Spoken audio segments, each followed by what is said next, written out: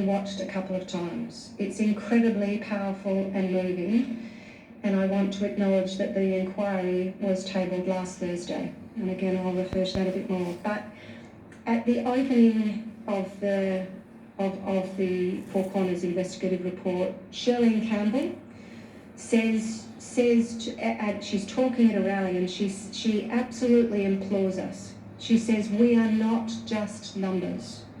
Do you hear me? We are not numbers. We are humans." And Shirlene is an amazing person, and her words and the words of other lived experience advocates that I have spoken to absolutely are with me in this role all of the time. So in talking about that as one of the key themes, some of the points that we make in the report in terms of what needs to happen in terms of engaging lived experience, it's really important that it's not a tick-the-box exercise, that it's not a, here's something we've already prepared, tell us what you think about it. One of the things that we know, and the productivity report talked about, where the best practice is happening in terms of closing the gap is where it's community-led. Community-led initiatives where the problems are identified and described by the community that know them best. Lived experience advocates, so people who choose to share their stories, often at great personal expense. It's not easy to get up and talk about yourself and the details of what's happened to you. People make a choice to do that. We know that there will be many people in this room, many of us who have personal experiences of domestic, family and sexual violence. But I really want to honour and respect and value the people who choose to put their hands up and be advocates, and to make that an important part of often their life's work. So we need to respect and value it. We need to recognise it in every step of the way, all the way through from defining problems through to really meaningful evaluations, and then transparently sharing those evaluations, designing solutions, testing solutions. Is this going to work in your community? Just because it works somewhere else doesn't necessarily mean it's going to translate. We are an incredibly diverse country. What's going to work in a remote Aboriginal community is very different than what's going to work in Redfern, than what's going to work in a capital city. We need to be paying attention to and listening to those communities about what's important for them, what's going to change the dial for them. The Commission established the first Lived Experience Advisory Council, and I want to acknowledge one of the first things we did was to ask some lived experience advocates to join with us from the very beginning in designing that process. So thank you to those of you who are here today. You made a huge difference, and I learnt every time we met with you, and was often very challenged with having forgotten something. So thank you for your courage and perseverance in hanging in there with us. That council is doing important work. We are building the work. Government is eagerly asking to meet with that group. I think one of the things that we know, and again, that I have absolutely heard from our council members and other advocates and other councils around the country that have been doing this work, is that part of what we need to do is help educate government about how to make the most of the opportunity of engaging with those people. What are all the things that we need to wrap around those processes to make the most of the generosity of people who are prepared to share some of their deepest personal pain and experiences in order to change systems. One of the things I have consistently heard from nearly every advocate I've met with is an urgent passion to tell me about their experience, to share with us, because they don't want anybody else to experience what they have. And they're talking about our systems failures predominantly. They're not coming to say, I want you to help me and fix what happened to me. They want to change the future for other people. They want to change the present for other people.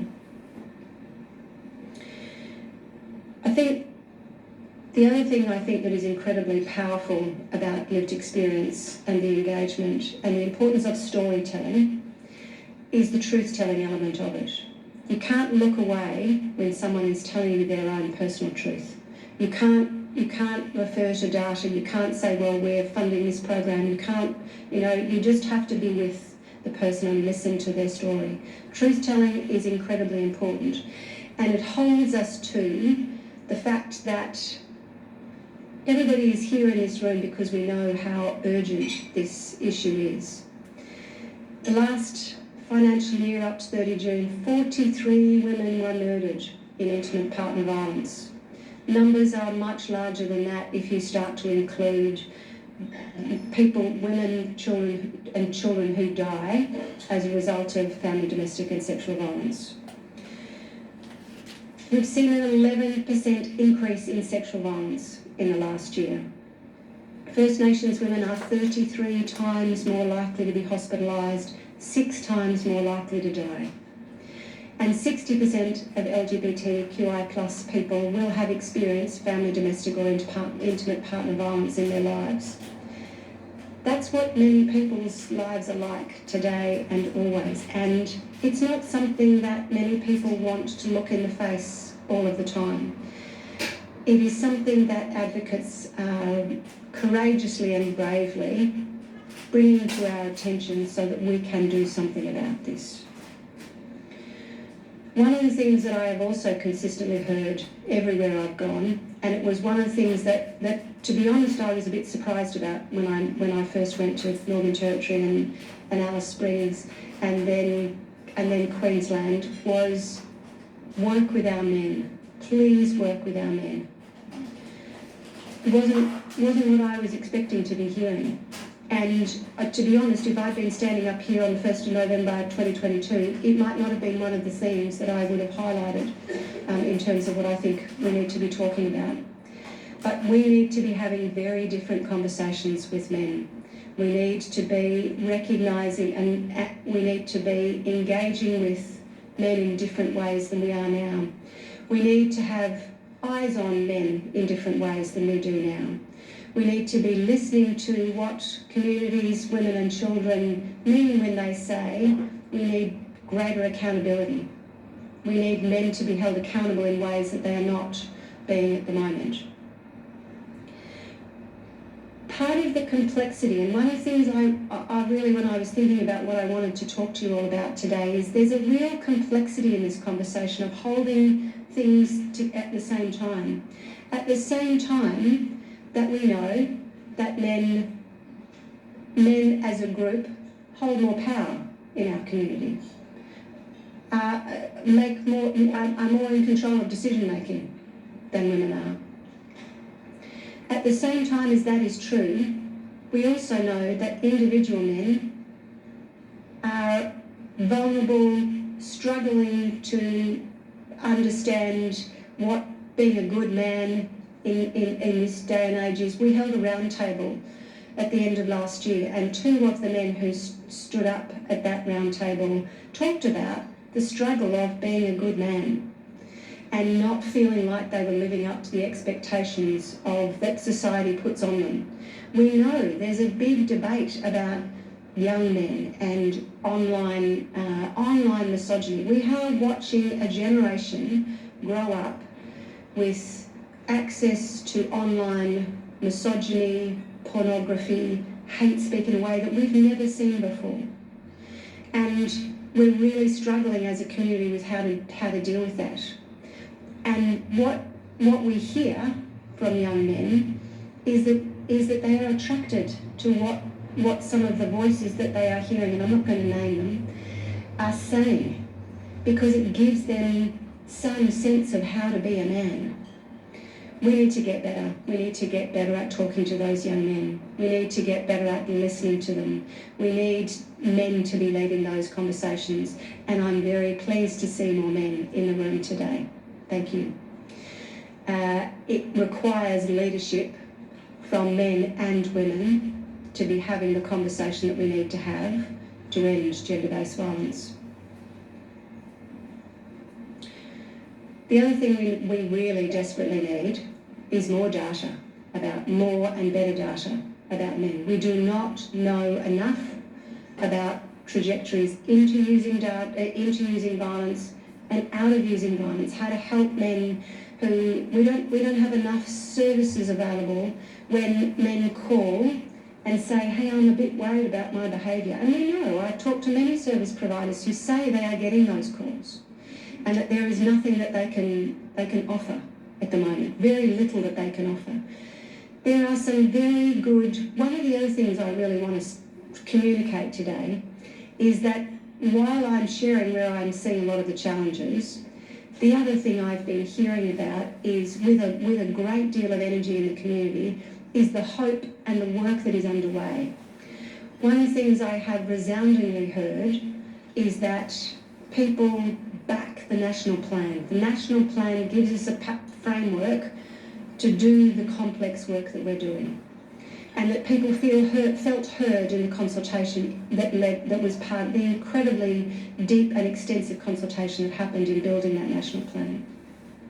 So there are examples of very good practice that is happening about options for men who are either themselves reaching out because they're concerned about their behaviour, or who are being referred by the courts because the courts say you need to do something about your behaviour. But there's not enough. There needs to be a lot more. We need standards, we need consistent practice, we need data that tells us more about what those pathways are. When I talk about those systems, then it leads me to my third thing, which is about the importance of building the capacity and capability of our systems. As I've said, one of the things that we have also consistently heard is that despite having seen very, very significant increases in funding over periods of time, over the last decades really, our service systems are overwhelmed, stretched beyond capacity. They are struggling to hold on to staff, and they are really at wit's end about how are they going to meet the needs, because as we know, the better we get, the more reforms we see, the more hope. The hope is we will see more women reporting. We will see more people coming forward seeking help. We've already got a service system that is buckling. We know that, so we need to do more work across the board about building the capacity of the system to respond to that. But we need to understand the demand better than we do as well. We don't really understand, again and again there is good work underway about this, but we need to know more about where is that demand. Where are the areas that we really need to be prioritising and putting that funding into? We need to be thinking about demand. We need to be increasing service options. I think one of the things that we would all note is that this year, and Laura mentioned it at the beginning, we've seen a real increase again in attention. We've seen rallies around the country, in communities, local communities, people coming together. I went to the rally in Geelong when there was the first series of rallies. I went to the rally in Geelong because that's where my Auntie Sue died after having lived with domestic and sexual violence for many years. And I found it incredibly moving being part of a community and being able to just be present with those people.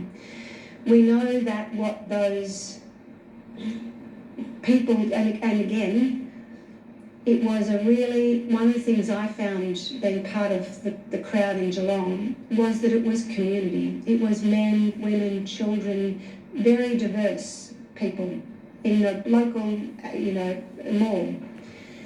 What they were there and what they were talking about and what we have heard across the country is no more. We need this to stop. We need our systems to do better.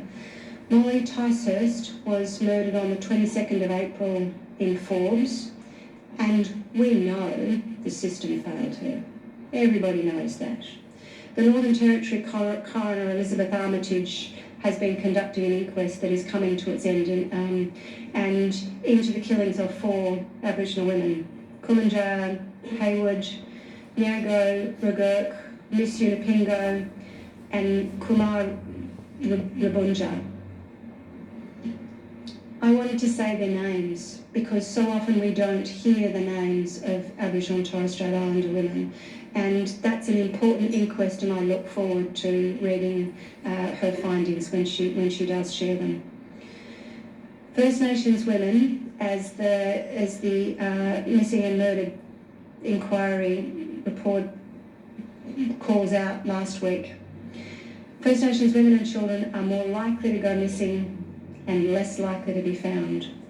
They are over-policed in most aspects of their lives and under-policed in their safety. We need our systems to do better. One of the things that we've called out as part of the report is the need for addressing workforce issues. So it's really interesting. I've been having conversations across the board. I've had lots of conversations across the police workforces, health workforces, education workforces, and all of them are under enormous pressure. But one of the things that I wanted to really highlight in our report is that we need a national, joined-up approach to a workforce strategy that looks at all of the elements and activates all of the elements of the workforce that touches domestic, family and sexual violence every day. We have, and it was really hard to get this data, and we will get it better next year. I'm determined we will get it by jurisdiction next year. But nationally, we have about 9,000 people working in the domestic, family and sexual violence sector. We have about 80,000 in our police workforce. We have about 800,000 in the health sector.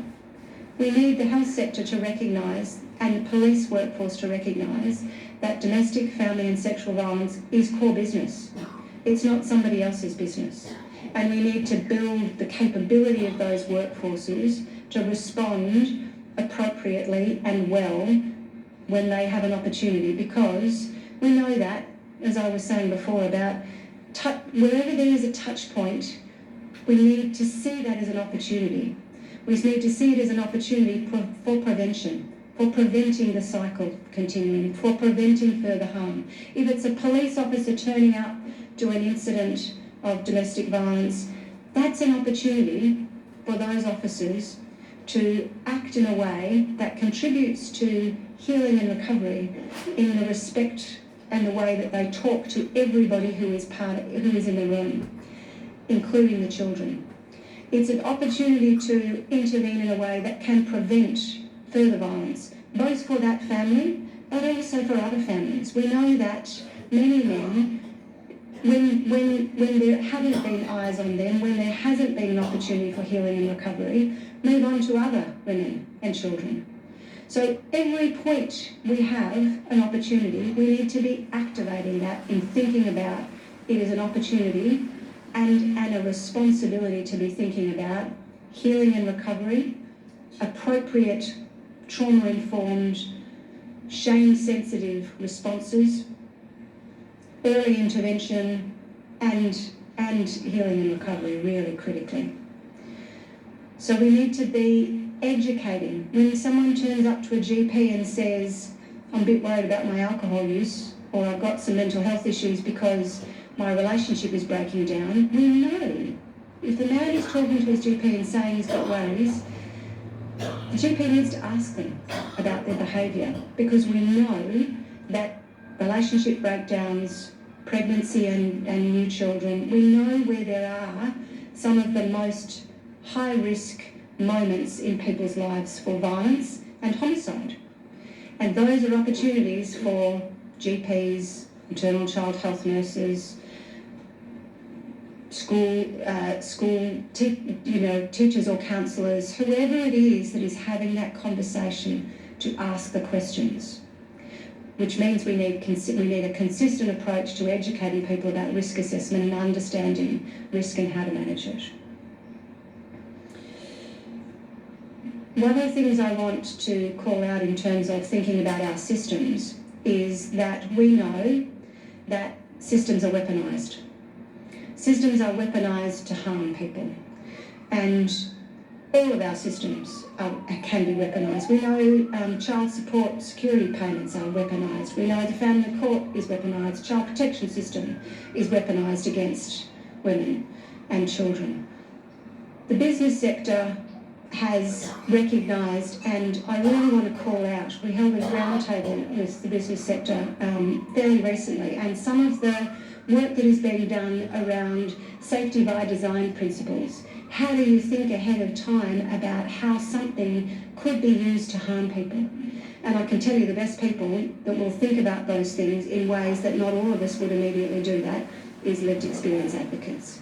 And the business sector are getting better at ensuring that they are listening to those people and talking and slowing things down. One of the comments that was made at the roundtable was that we've all got really good at speeding things up, that fast is God, going to market fast.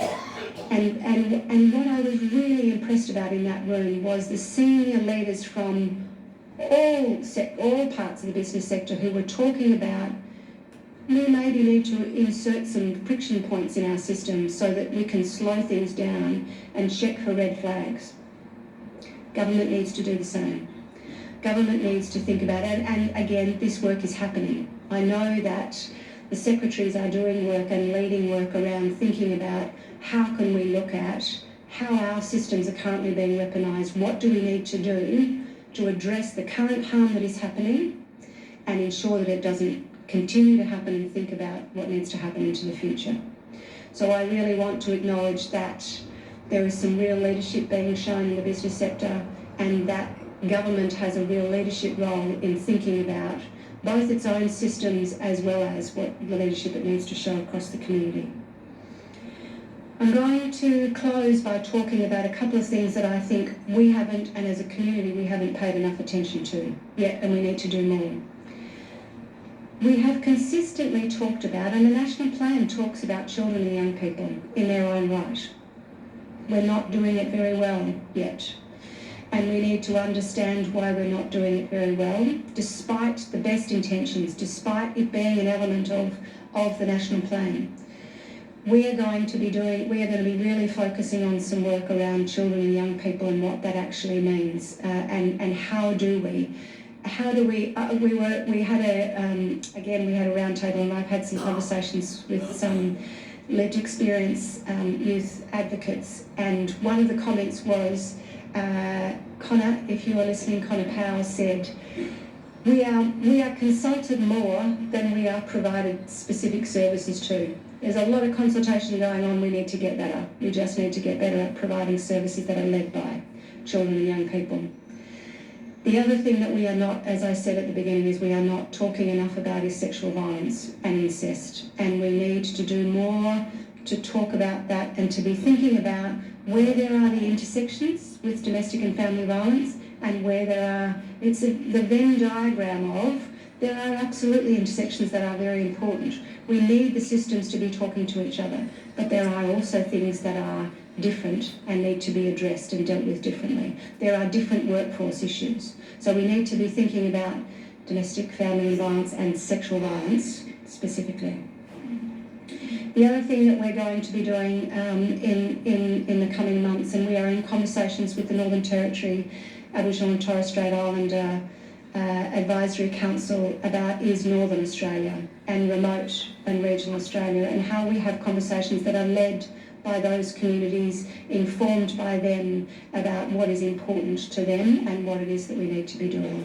So those are some of the things that we will be looking at in greater detail as we continue to do the work that we have been tasked by government to continue to do. It couldn't possibly be more urgent than it is. Every single woman whose life is lost, every child who has his childhood is scarred and damaged, we have to do better. And we have heard from around the country the leadership calls around doing better and the recognition that we need to do better and the commitment to that. And we, the Commission's, one of the things that I'm always saying to the team is that part of our role is to help find the people within every system. There are people who are trying to change that system from within.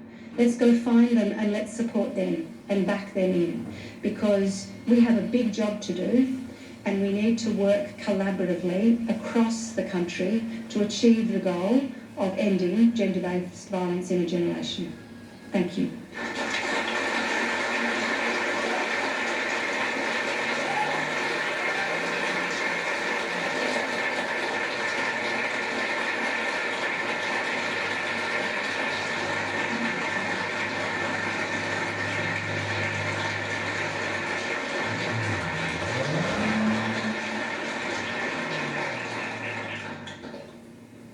Thanks so much, Commissioner. There's two levels of work you really outline here. There's these really long-term changes in how we see ourselves as a society and deal with and confront these issues. And then there's the sort of the pointy bit, as you say, it couldn't be more urgent. Now, I hate reducing everything to money, but that's the pointy end of political and government decisions so often. Community legal centres have already labelled the government's response this morning deeply disappointing, and they're saying they're having to turn away a lot of people. But of course, community legal centres are just one of the real frontline services. If there is one particular issue or one particular area of funding where you would call on the government to make a material change right now, what would it be?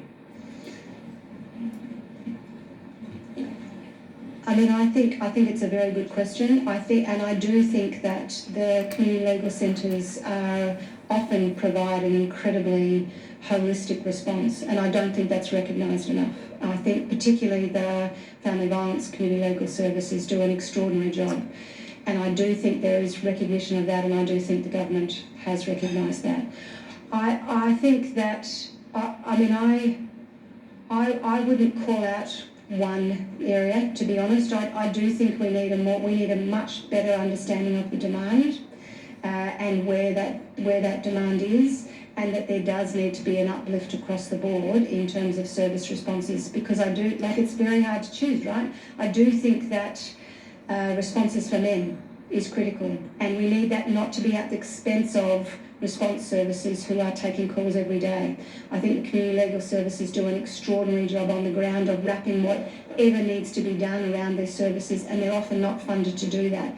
So I think taking a comprehensive view of what is it where are the points in the service system that we need to be really looking at, that uplift, and across the country, is something that all governments need to be urgently paying attention to. Karen Barlow has a question. Hello, Karen Barlow from the Saturday paper. Thank you very much for being here. I was just hoping you could explicitly tell us whether the national plan is on track and that the pledge to end gender-based violence within a generation is actually achievable at the current trajectory. What I would say in terms of what I absolutely would say is that what I have seen and heard across the country is deep commitment from Commonwealth and all state and territory governments to the national plan. We have yet to see the formal reporting data. As I said, this report is on the anniversary of the 2 actions plans being launched last August. So until we see the detailed reporting from those, what we are reporting on is what we have been hearing. I would say that we are on track in many regards. I think that there's some incredible foundational work being done. And I think one of the things that we really wanted to talk about in this report is the hope that exists in terms of some of the investment that often people don't see, and the work that is being done in shining a light on domestic family and sexual violence. I think the commitment that we are the generation that transforms this country's response to domestic family and sexual violence is absolutely on track. I do feel very hopeful about the future. David Crowe. Thanks, Laura, and thank you, Commissioner, for your address. David Crowe from the Sydney Morning Herald and the Age of Melbourne. I'll admit to being a naive journalist because I thought many years ago that years of focus by the federal government on this problem would lead to possibly a generational change. So I'm interested in whether that, on your view of that, because are you seeing any evidence among younger men of a change in behaviour or a change in attitude for better or for worse, because you mentioned social media. Clearly there's an incredible amount of rubbish out there that is influencing young minds, which poses a serious social problem. And if you were to support awareness programs aimed at young men, they may be simply overwhelmed by the amount of other content that's out there. So I'm interested in your view of, I guess, the scale of the problem there, whether things are getting better or worse, and whether there's any policy that can come from the federal government that may counter some of that rubbish out there. Thank you, David. I think that I think we need to recognise that there has been a great deal of change has occurred. It might not necessarily have led to rapid changes in prevalence rates of domestic, family and sexual violence, but there has been significant work done and we are building on that. I think one of the things that I am seeing now, and that one of my observations would be, is that we are getting better at recognising the systems change that needs to happen, and that, as I said before, that governments need to look at their systems and how they can cause harm. I think no 10-year plan can be a set and forget plan, right? The change that we have all seen in the last couple of years, the change in terms of the conversation we're having about technology facilitated abuse, online misogyny, is different than we were having when the plan was being developed. So we need to keep building on that work. I think we all need to stay on our toes, because I think your point about we haven't necessarily seen the changes that we want to see is very reasonable and real, and we need to make sure that we are, and I think that's part of the Lived Experience Advisory Council's job, is to keep everybody on their toes and keep everybody real about, are we seeing the changes that we expect and that the community expects to see.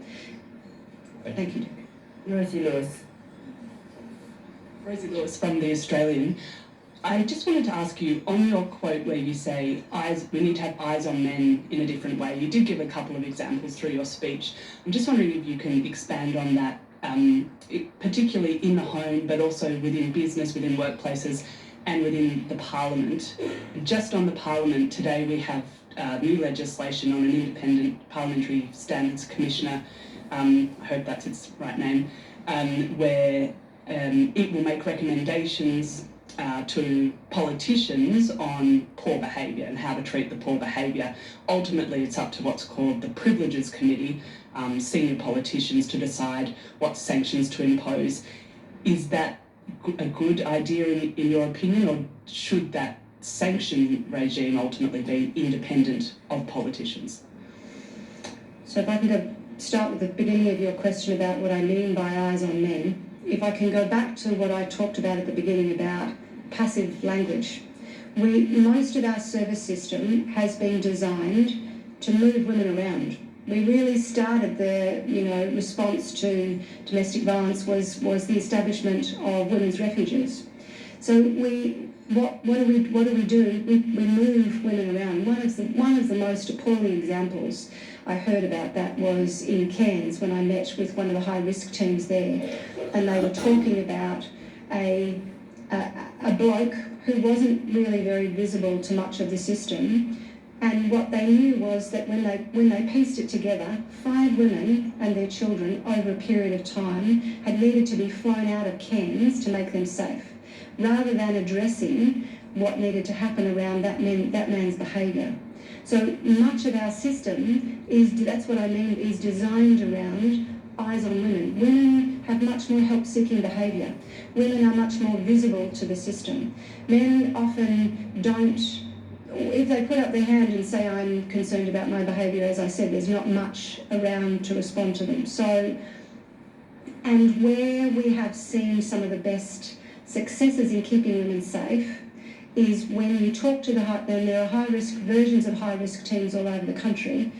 It's when they know and they've got an eye on the man, not just what are we doing about. We do risk assessments on women. We talk about how do we help manage women's risk and safety. We don't do risk assessments in the same way about men and their behaviour.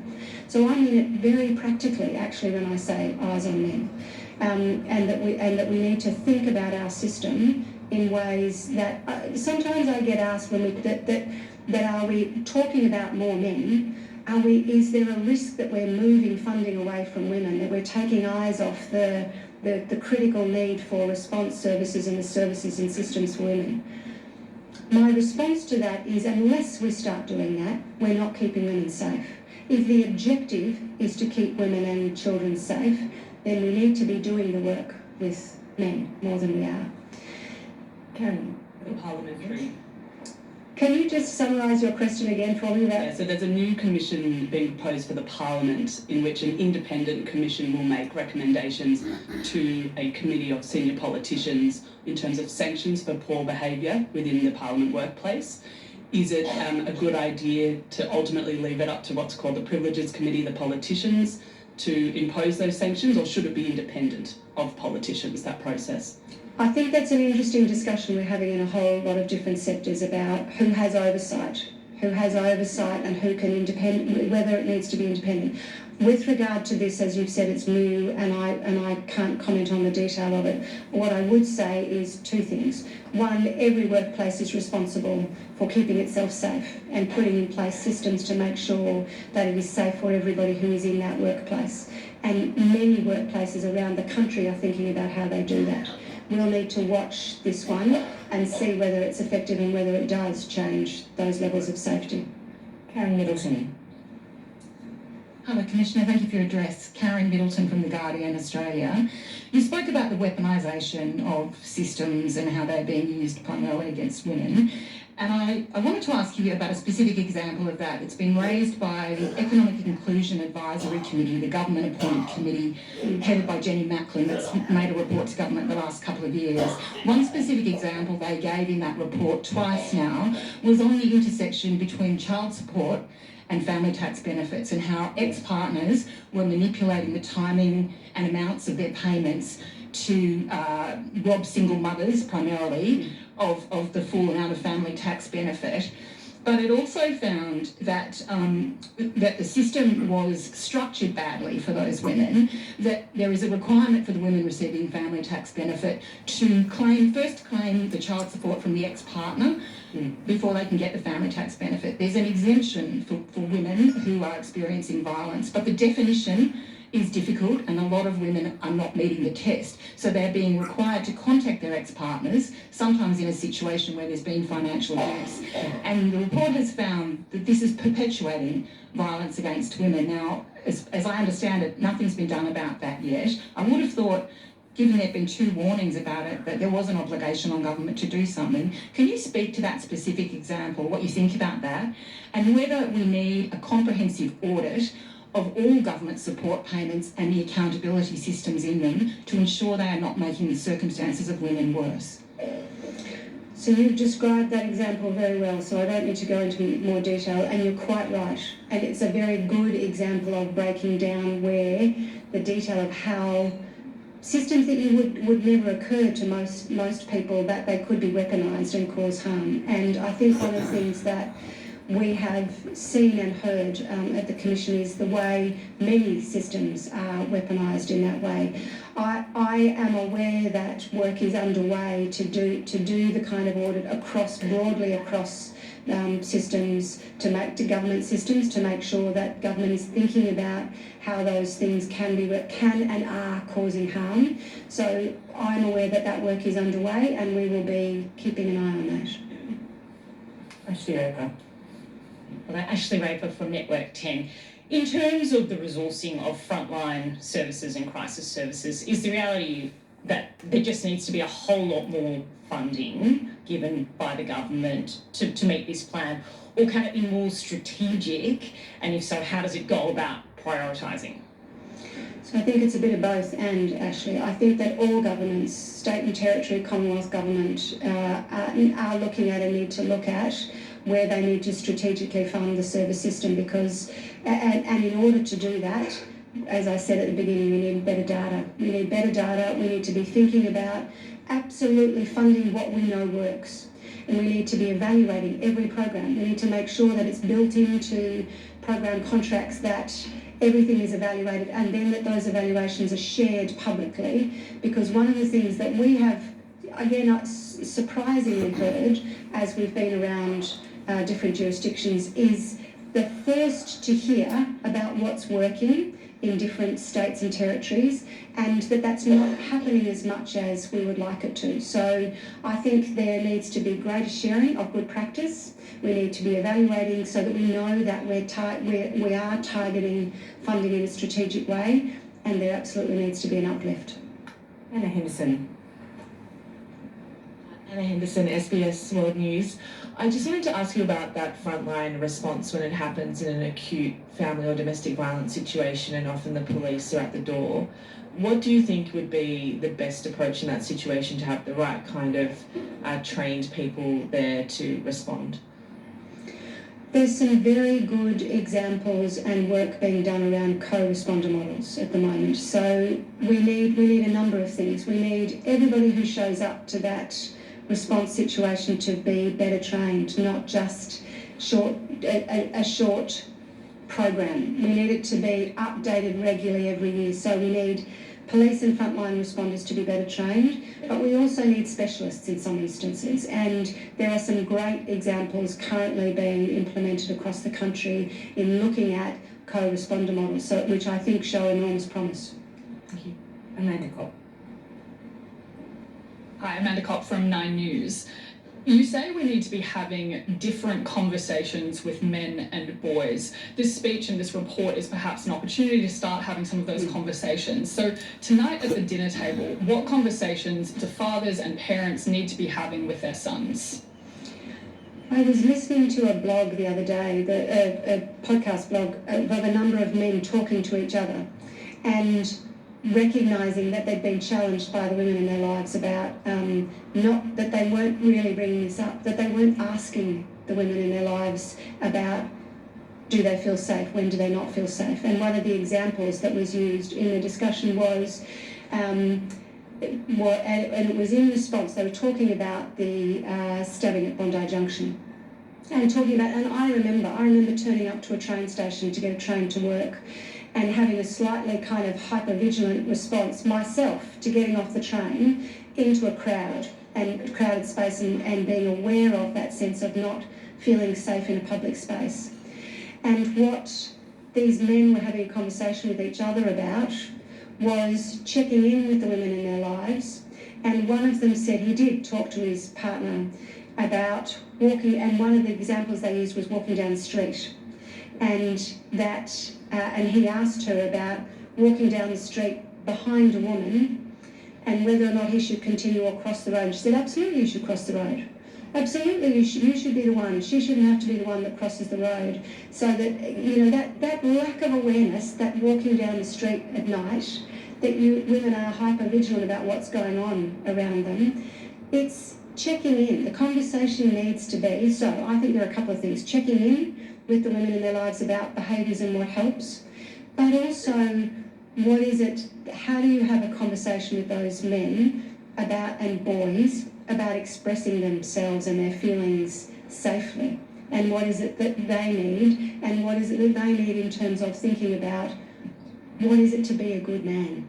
We don't have enough of those conversations. Thank you. Evelyn Manfield. Hi, Commissioner Evelyn Manfield from the ABC. You've obviously got a lot of politicians in the room and we're not sort of too far from an election. What would you like to see the major parties commit to put men's violence against women in the spotlight throughout an election campaign? I think we are seeing, I think what's been really interesting this year has been the groundswell as a result of the rallies of governments around the country recognising, premiers, prime ministers standing up and saying we need to do better. I want this to be an election issue. I want this to be something that parties are recognising they need to put their best foot forward and committing to what we will see in future terms. And I think we're seeing that. I think that, as I said before, I think the National Plan is a good foundation, but we need to be thinking about how do we build on that going forward. Tessa Conran. Thank you very much for your time today. You spoke about language earlier on in your speech, and the language and conduct of politicians is back in the spotlight with the introduction of that new legislation we heard about earlier. Do you believe that the way Australia's political leadership conduct themselves sets the standard for the rest of the nation? And is there a link to broader community attitudes and behaviour? I think all leaders need to step up and be thinking about their language. And that was why I started the speech in that way, because I think that we all use language in a way that has become acceptable, that we need to be challenging and thinking about. I do think that we need to see all of our leadership across political spheres, across the business sector, across sports and community leadership, faith-based leadership, talking in ways that are inclusive, that are celebrating diversity, that are celebrating and thinking about healthy masculinity, at the same time as fiercely saying the safety of our women and children is critically important, and we are going to make that a real priority. Ellen Ransley. Commissioner Ellen Ransley from The Nightly. Thank you for your address. You've touched today on the problem of social media, and one of the byproducts of that has been the rise of incel ideology. I'm wondering if you can talk through any conversations you've had in the last year or so about how real of a concern that is, and given how prolific it's come to be on social media, do you think there should be greater regulation? I think it is deeply concerning. I think that we are seeing evidence of radicalisation of young people and young men in particular. We've seen research about young men's attitudes, Australian young men's and boys' attitudes around women's rights and how far they've gone are actually not good. We've got some of the worst. We are leading in a bad way in some ways in the world. It's something we absolutely need to be paying attention to. And I think we need to recognise too the other things that are happening in the context at the moment. So we're not really talking anymore about the pandemic and the impact of young people of being isolated for many years and what the impact that that's had on their mental health. And we need to be talking broadly about the context. Social media is a tool. That's all it is. It's a really good way to push out information, but it's also an opportunity. It's also an opportunity for engaging with. And young people live their lives on the internet in a way that, certainly not the way I grew up. What we need to be doing is to listen to those young people about what's going to work for them. And I think we need to be, I think the E-Safety Commissioner does an incredible job of, again, world-leading leadership around what we need to do, around bringing down the most hateful and harmful, but being constructive around engaging with communities around what's going to work for you. If I could just butt in there, just when you're talking about radicalisation, just in the last week we've seen a discussion in the UK about actually starting to treat domestic violence as a form of terrorism. I just wondered whether you'd had a chance to have a look at what that discussion was and reflect on it. That discussion also came up after the Bondi stabbings about whether it should be treated as terrorism. And I think my response to that would be that we need to be taking it as seriously. We need to be using all of the tools that are available to us that we use for terrorism. We have some incredible tools that the police have, that we have, in terms of social media, in terms of, watching who's buying fertiliser at Bunnings and tracking things. And I think one of the things that we need to get better at is information sharing. The business sector have a phenomenal amount of information that can be brought together to be keeping an eye on them. So I think we need to use the tools. I think we need to take it as seriously as we take terrorism. It is not terrorism in the same way. And I think that what we need is for the community to take as seriously threats of domestic, family and sexual violence as they take terrorist threats, act on them as urgently, and recognise that they are different. If we called Molly Ticehurst's murder terrorism, then most of the community would be shaking their head and going, what are you talking about? That doesn't make sense to me. If we took the tools that we have to the risk assessment about her puppy was killed, all of the things that led up to, if we were watching that the way we watch, people who are labelled as terrorists in our communities, then she might still be alive today. Shana Majora. Thank you for your speech. The report, perhaps rightly, focuses on young people who might have already displayed problematic behaviour, toxic attitudes, perhaps they're already on the pathway towards violence, and what programs work for them. Connor Paul, the amazing Connor Paul who you brought up, told us that one of the biggest gaps in the system is that there isn't genuine early intervention for people who might not have gone down that pathway, particularly young people who were victims of domestic violence in their own right but haven't displayed any problematic behaviour as yet, but who still carry personal trauma. I wanted to get your take on that and to get a sense of whether you think, or what you think needs to be done in that particular space.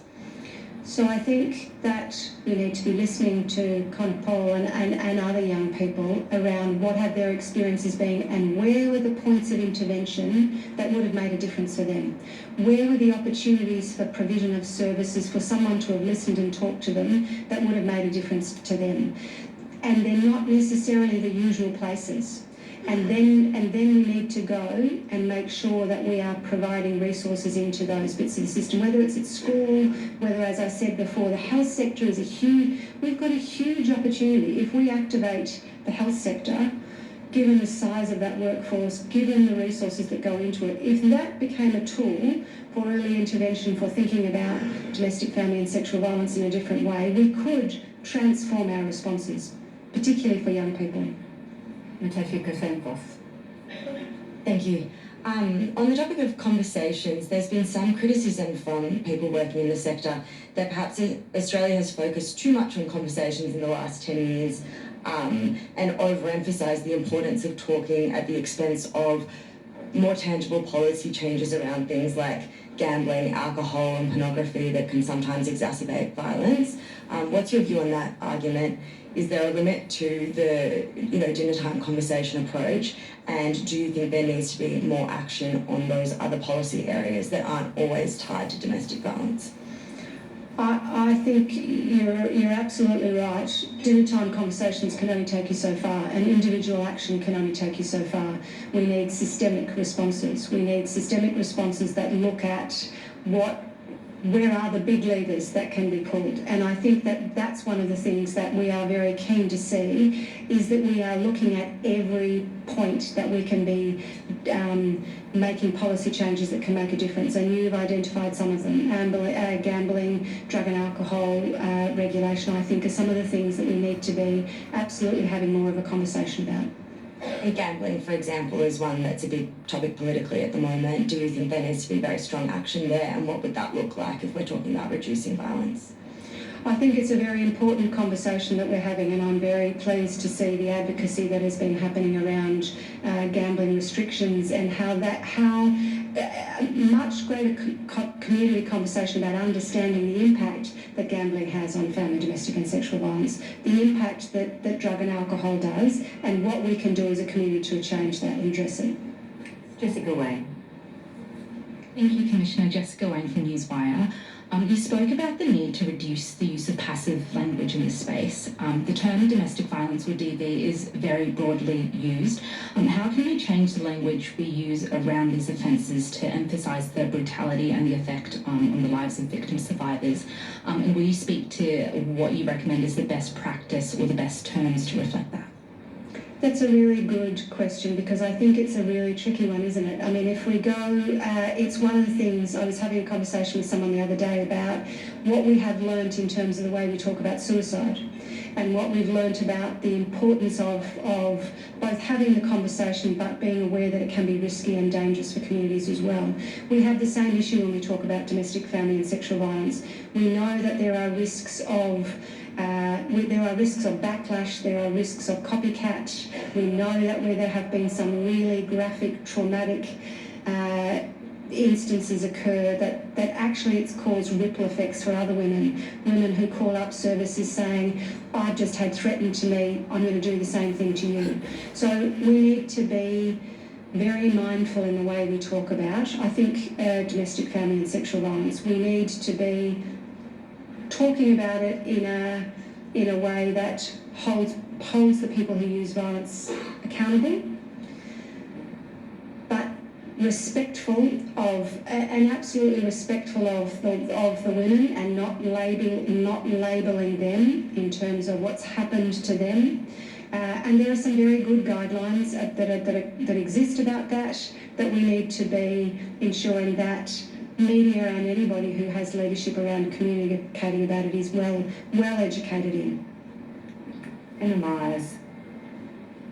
Hi, I'm Emma from the Community Broadcasting Association of Australia.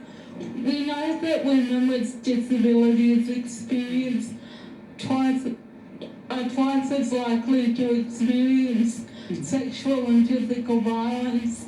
They also face additional challenges such as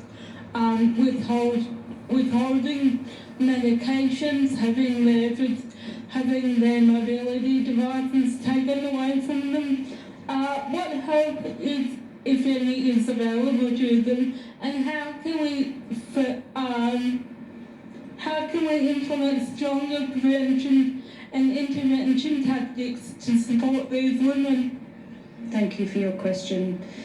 I think it's a very important one, and again, I think it's something that we need to do more work, and there needs to be more recognition of the issues that you've raised. I think the Disability Royal Commission talked about the need for interventions and strategies, and thinking about how we pay more attention to the elevated risk that women with a disability experience regularly, and the lack of service responses that are appropriate for them. I would agree with what you've said, and just say that we need to be doing more, and that's one of the things, again, if I can just say back to the importance of, when we are talking about lived experience engagement, that we are talking about a diverse experiences that are being heard, that we make sure that when we are consulting about services for and issues around women with a disability, that we are engaging with lived experience who have those experiences, that we are clear about talking to people who have the specific kinds of experiences that we need to be hearing from. And that's something the Commission will absolutely be prioritising. Commissioner Cronin, thanks so much for talking to us today. Thank you.